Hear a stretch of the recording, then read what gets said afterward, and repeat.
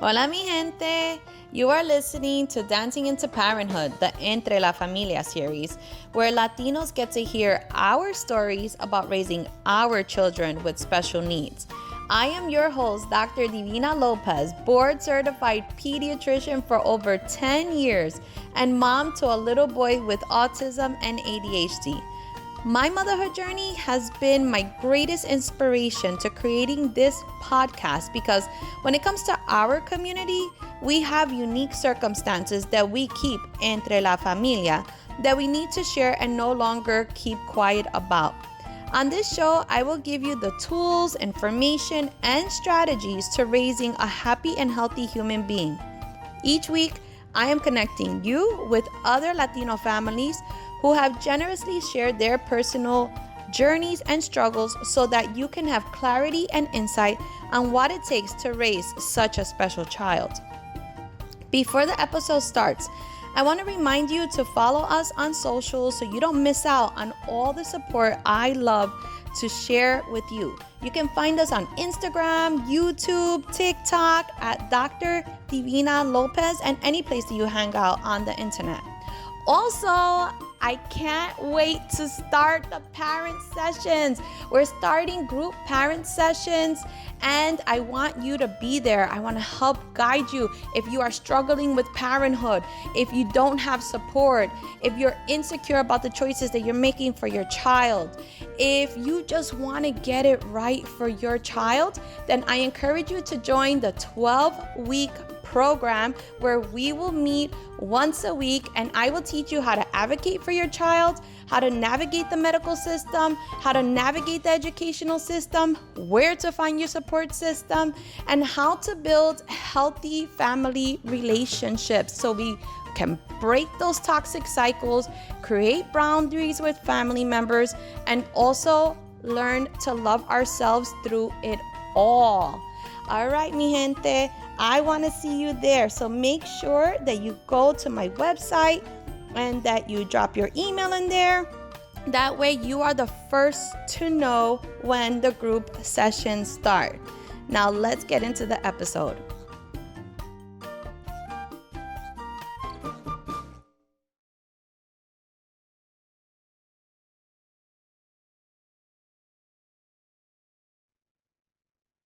Welcome back to Dancing into Parenthood, the Entre la Familia series.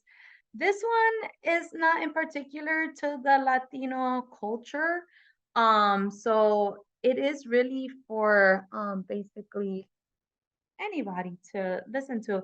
But the reason why I decided to make this video is because this was like a repeat theme. As I was recording the podcast and speaking to other women, um, after having children that are diagnosed with autism, it was like, sometimes I wonder whether or not their dad has autism now that I know so much about it and I'm living with someone with it and I've done all my research and everything. It kind of makes me wonder about their father.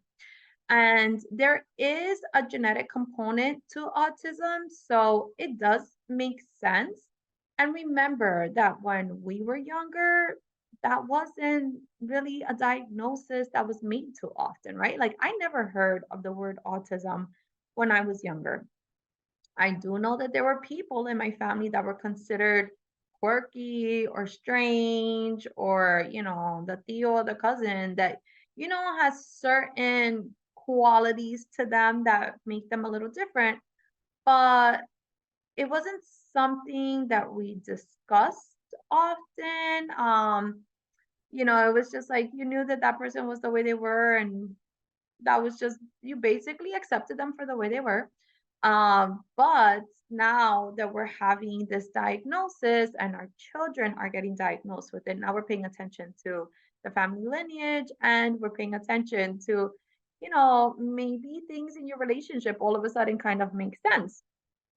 So I wanna just give you some ideas of what maybe like some of the qualities that if you've noticed these things that you're like, oh, now that kind of makes sense to me, like because I didn't understand why, or it may even help your relationship because It'll help you to understand where that person is coming from, because a lot of times they don't do things deliberately to hurt your feelings, but they may come off as cold or arrogant sometimes, and maybe this will help to explain it. So, what I want to do is I want to just talk a little bit about what a high functioning person with autism, which, in the past may have been called like Asperger's, if you've heard that word before. It's no longer a diagnosis, but it was considered to be like the people on the spectrum who were very high functioning, like very intellectual. Like think about the guy from Facebook. I'm not gonna say his name on the podcast. Um, but those sort of people, right? Like where they could be like super um intelligent, brilliant. Sometimes they're considered like uh geniuses sometimes. That sort of personality where, think about, and I'm gonna use this because I am going to say it. Think about a lot of your doctors, right? Like many doctors have really bad bedside manner. I get this complaint all the time. Like that person just said whatever diagnosis to my face and kept walking, like that sort of personality where it's like they just deliver the worst news to you, like without giving a crap, like no emotion, kind of like stoic, like meaning like no expression to their face and not being like empathetic or compassionate. Think about that sort of personality, maybe like a very anxious person, a person who's like type A, a rigid sort of personality, right? So when we talk about autism, there are like certain criteria where you have to actually have some deficiencies in those areas. And it usually has to do with like that social sort of aspect, right? So perhaps they don't understand how to engage properly socially. They may choose to like isolate themselves. They feel more comfortable when they're not in like spaces with lots of people.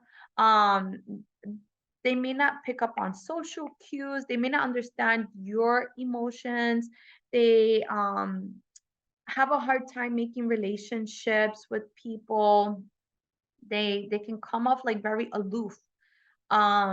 They maybe very rigid personalities, and so it's like it has to be like this, like you can't take them out of that routine. Like they get very frustrated or flustered really easily if you cannot do the usual routine of things. Like you need to like be a little flexible. It's really hard for them sometimes, even if you're making things actually easier for them, they just don't prefer that, right? And then there are usually some sort of like repetitive movements. Some people, their repetitive movement could just be like their leg is up and down all the time, bouncing all the time. Um, some people flap. Some people, especially if they get excited or something like that. Some people just fidget a lot. Some people jump. There's so many different kinds of like stimming behaviors. There's also like sensory things, right? So they may be really particular about certain smells, certain tastes. Lights may bother them. Noises, like all of those things, they may be like super sensitive to that. And if you think about it, like you know they just may kind of like have either no emotion, or they can have like big sort of tantrum meltdown, when things are just not going their way, or maybe the way they had expected it to, or they had to be like some sort of like change to the plan or whatever, right? So I, I I want you to just answer a few questions for me, okay? Like, do you consider your partner or your child's dad to not be a thoughtful person? Like, are they really bad at like giving gifts? Do they forget anniversaries? Like, they don't pay attention to those things. Do you find like they're forgetful? Like you will tell them a million times, like, hey, make sure you pick up, our kid at 5 o'clock, and they just forget. Like they truly do forget, even though you've told them like 20 times. That can feel really annoying, but do they appear to like have no like self-awareness, right? So they may be doing certain things, like I said, like a movement or something like that, humming, and they don't realize how it may be annoying to the other people in the room.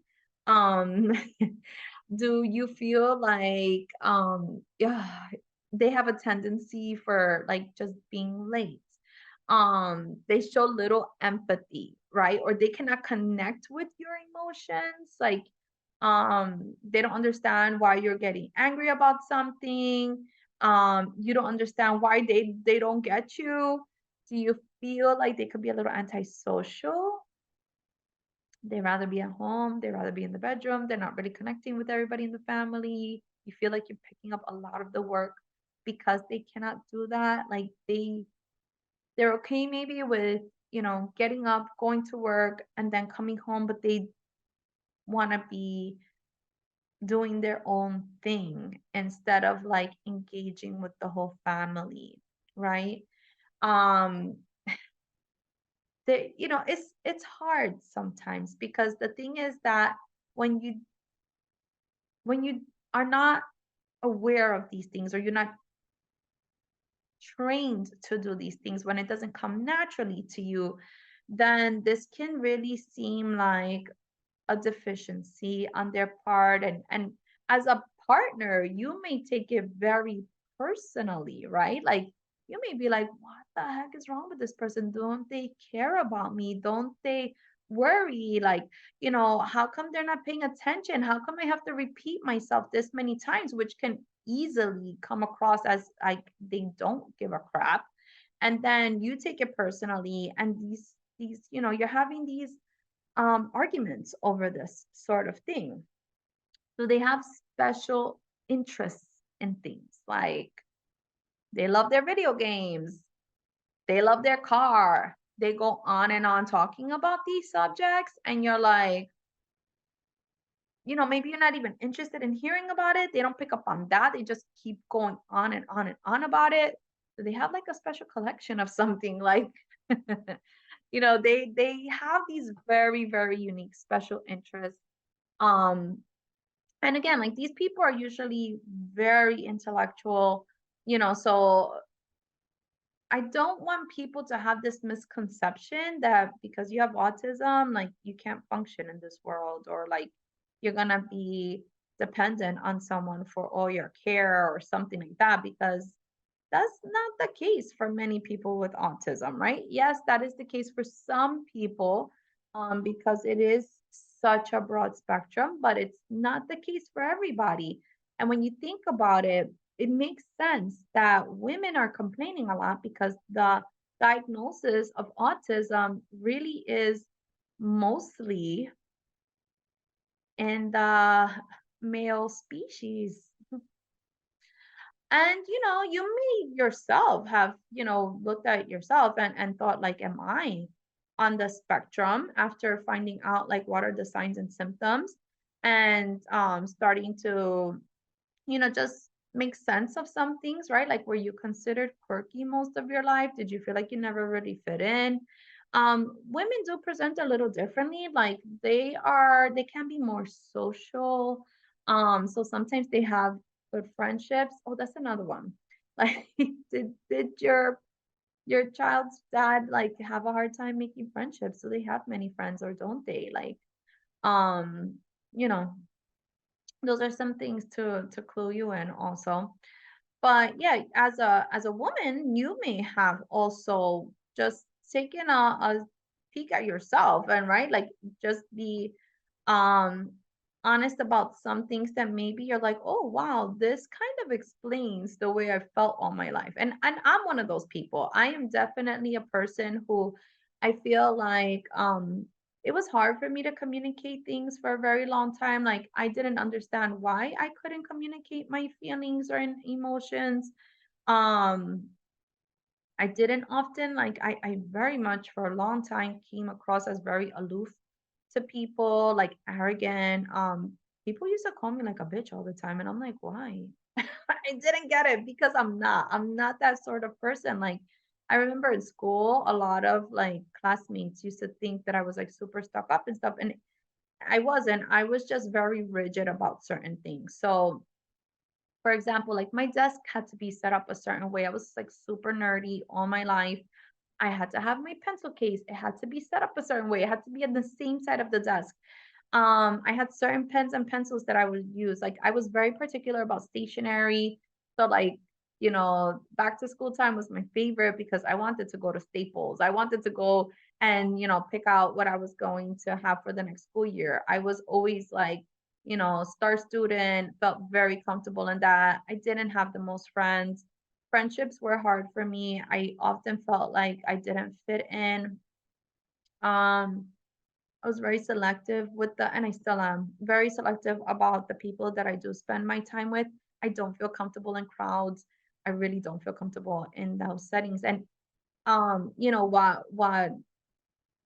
what sometimes is tricky about me in particular is that I've always been a dancer, so I'm very like into music. Um, Dancing is like a coping mechanism for me. And when it comes to dancing, then I don't so much mind a crowd of people. I still don't love it, but I know it's part of the community. So I can accept it in that situation, but I don't really love to engage in it too much. Like I definitely don't love going to like salsa congresses and stuff like that where I know it's going to be huge crowd of people. You will not catch me dead at those places. Um, People are always inviting me. They get annoyed with me because I won't go. I don't care to go. Um, and I think, it also was very hard for me to connect with people, emotionally, definitely for a while. I'm better at it now, right? I'm better at it now, definitely. But it's taken me a lot of like training myself and understanding myself in order for me to understand that if I wanted to connect with people better, then these were the things I had to do. Um, so the point of me coming on the podcast to share this information with you is because one, like I said in the beginning, this was like a recurrent theme. I had so many moms saying this to me, like, I think my husband has autism. And I'm like, yeah, it makes sense, right? So I just wanted to shed some light on that because I know many women are asking themselves that. And maybe those men are wondering for themselves. And I'm sure that there are some moms that are wondering for themselves, whether or not this may be a diagnosis that they may have, right? And then the next part is that I wanted to just shed some light on those behaviors that you may struggle with and may be really challenging in your relationship because I mean, anybody could take those behaviors as like very personally and say like that person just doesn't care, like they're not putting in the effort into our relationship. They are not, balancing the family life the way I need them to, right? Because we need to work as a team and we need to have each other's backs. And it's hard. It's hard when you don't have the other half doing that, right? And we know that it's not a real true 50-50 um when you are in a partnership kind of relationship, right? Some days you're going to be 80, some days you're going to be 20. That's okay, but you need that other person to like get in there, step up every once in a while. not every once in a while, every day, right? Like you didn't sign up to do this by yourself. At least that's how I felt, right? And when I figured that, you know what, I am doing this all by myself, so I just might as well be by myself. That's when I made my decision to go through a divorce. But part of creating Dancing into Parenthood for me was to help other families stay together, right? To have that sort of like understanding of each other so that families, really do stay together instead of like breaking apart like mine did. Because it's heartbreaking. It's really heartbreaking to have your child have to go from home to home and, not be happy about that. And, being a single parent is a lot of work. It's a whole lot of work. And I don't recommend it. I really don't recommend it. So part of the work that I do with Dancing to Parenthood is trying to bring that understanding and partnerships so that they do better than I did in my marriage. Um, so I'm really curious because I do want to hear from you how helpful was this podcast for you? Did it help to shed some light on some things in your relationship? Are you or have you been like curious about this? And if so, like, are you planning on maybe just getting an evaluation just to see like what the diagnosis may be? Because that may be the other flip side to this, right? Maybe you've noticed these behaviors, maybe you've even brought them up um to the other person, but maybe that person doesn't want to get an evaluation or doesn't want to hear a diagnosis like that for themselves. And maybe won't ever get evaluated, right? Then, you also have to accept that for them. And that may be hard too. But regardless of whether you have a diagnosis or not, right? I just think in relationships in general, you have to be really curious about the people that you choose to live your life with and curious about yourself. And I think there has to be an ongoing understanding, right? Or an attempt to understand each other all the time because you are never going to be the same people that you were when you first met, right? Hopefully you are a person who's constantly evolving and growing. And that other person will too. So there has to be this sort of commitment to always understand where that person is. And I would hope that they would want to do the same thing for you. Problem with people with autism is that they don't have the awareness sometimes to ask about you, which can make you feel like they just don't care. And I don't want you to feel like that. I think that there are ways um for those sort of people to take the initiative to care, right? To learn how to get there, to be that supportive of you as well. And maybe they're not open to getting a diagnosis or an evaluation or anything like that, and that's fine. But regardless of whether you have a diagnosis or not, just as a person who's in a relationship, I hope you're open to understanding your partner. And if you need help doing that, then I think that it's important that you do find someone who can support you through that journey. Um, because here's another thing that many married couples don't know is that divorces cause a whole heck of a lot more than marriages and weddings. Uh, and also, divorces don't take place in churches and stuff, right? They take place in court. And then things really do get like it can really be out of your hands. And your children suffer so much.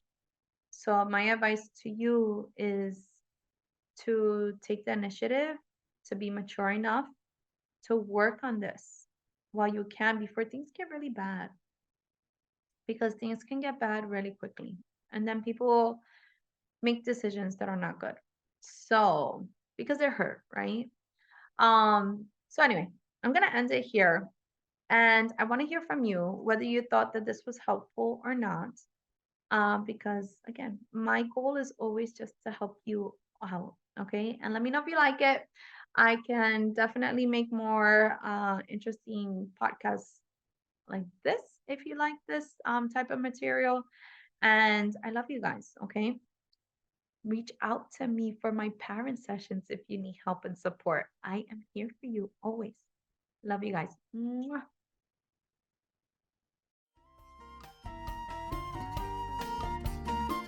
If you enjoyed this episode, share it with your family and friends. Also, join me for my group parenting sessions. I want you to be the first to know, so go directly to my website at www.drdivinalopez.com and share your email with me. That way you'll be the first to know when sessions start. Also, you can find me on Instagram at Dancing into Parenthood and on TikTok at Dr. Divina Lopez. Also, if you like this podcast, please subscribe. That way you always know when a new episode drops. I love you. Bye. Please keep in mind that all advice given in this podcast is general information. To understand your specific situation, you must consult with your pediatrician.